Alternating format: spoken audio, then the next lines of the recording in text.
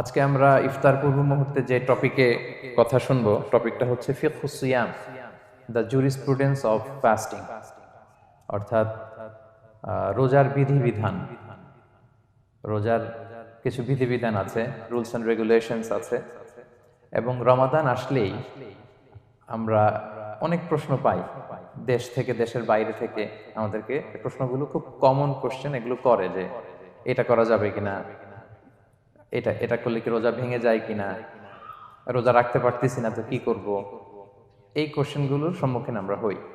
আমরা যদি এই রুলস এন্ড রেগুলেশন, এই জুরিসপ্রুডেন্স গুলো একটু রিভাইজ করে নেই, তাহলে পুরো মাস ব্যাপী কিন্তু আমরা খুব ভালোভাবে সিয়াম পালন করতে পারবো।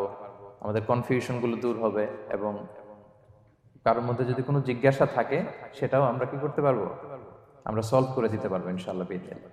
আসুন আমরা আমাদের নিয়তটাকে খালেস করে নেই যে আমরা কিছু দিনই কথা শিখবার জন্য, জানবার জন্য, নিজেকে আলোকিত করবার জন্য এখানে বসেছি।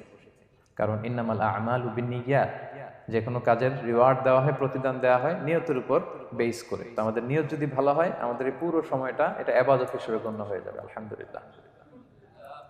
আল্লাহ তাআলা আমাদের এই বসাকে, এই শোনাকে, এই প্রোগ্রামে অংশগ্রহণ করাকে আমাদের নাজাতের